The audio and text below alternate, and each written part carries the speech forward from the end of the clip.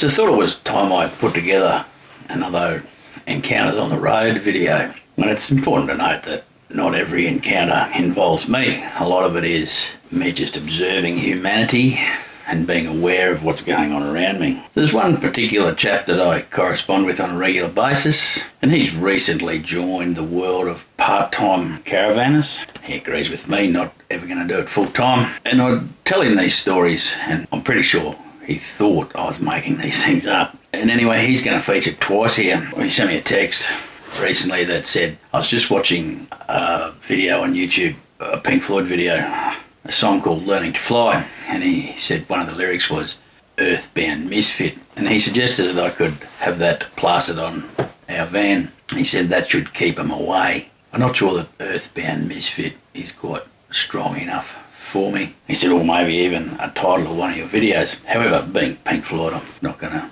pinch their copyright. I said to him, gee, that's good, I wish I was that creative. And he said, yes, but I think some of these songwriters might be on some type of substance at times.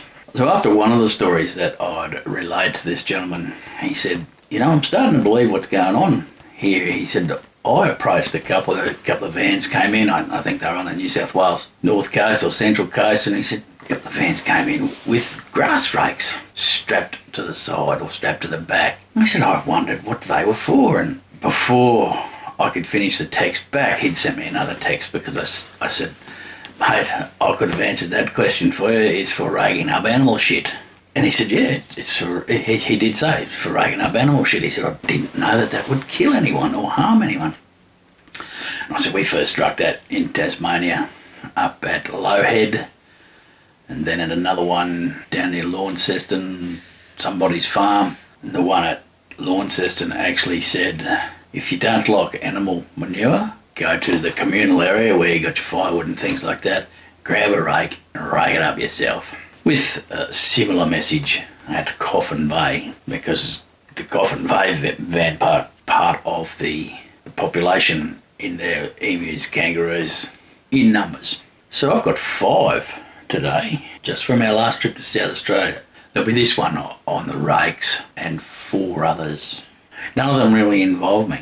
So the first one's at Dirranbandy, and my wife was waiting behind a gentleman. She wanted to pay for some souvenir type thing. And this gentleman, I saw him go in, he was probably 10 years older than me, and he was apparently sounding off on the volunteer workers at an information centre about the government closing the rail. And it got to the point where, because we needed to keep moving, my wife hung the souvenir thingy up and came back outside, and the lady couldn't seem to get through to the gentleman, who was reasonably elevated in his emotions, that they didn't have anything to do with the closing of the rail. But anyway, he wanted to mansplain, I guess is the term, how much better rail would be, and just give the world the benefit of his, I'm not going to say knowledge, opinion. Number 2, the Peterborough Cafe, and this one made me weep for humanity. But I heard this order come through. The person on the other end of the phone ordered a large schnitzel and a large thick shake. And he turned up to collect it, and the lady at the counter said, that'll be $35.50. And he questioned that amount. He said, oh, $35.50. And she said, yes, $25.50 for the schnitzel and $8.50 for the shake. They both agreed that that added up to $35.50, and he paid, and life moved on. I was looking for some sort of a sharp object to slash my wrists or stick in my throat. We are not going to make it as a species. And I don't quite know how you get that wrong with all the aids we have today. And I would have thought machines would add that up. And while it's a definite skill loss, not being able to add those things up, I just don't know how you get it wrong. Nothing wrong with the people. The cafe was lovely. We had a great feed there.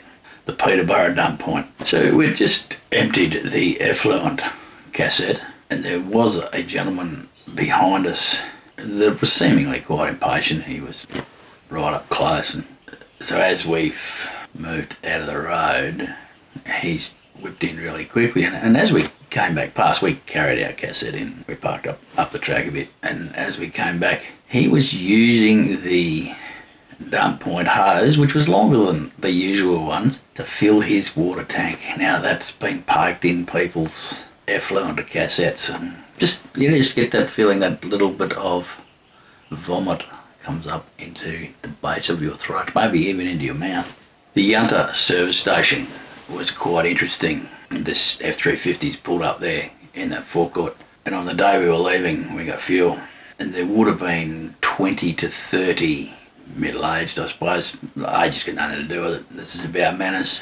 They'd done their business, got their fuel, and they hadn't moved. And they were blocking the entire entrance to one side of the houses. And they were just standing around eating, showing no intention to move. There's people lining up. And we're talking about a place that's not a big town. People lining up to try and get in. We'd come around and I could get to the Bowsers where to fuel up. But I actually had to back up to get out because they just weren't moving. The poor young fellow that was operating the service station, running the service station, he's standing out there trying to find the right moment to ask these folks if they may please shift. And I don't know if he wasn't game. There was quite a few of them, dressed up in there, whatever they dress up in. Perhaps looked quite imposing too. This poor bastard would have been early to mid-20s, but no awareness or no consideration for what is needed to make the world go round. So other people need to do things too, and it's nobody's prerogative to stop people from doing those things if you have indeed completed your business at whatever it is that you're at. In this case, a service station. Found that quite interesting. I don't know if the young chap eventually got to asking them to move, or whether his fears overrode his need to just clear the forecourt up. All they had to do was push their bikes a little bit over to the fence. It would have taken them 2-3 minutes.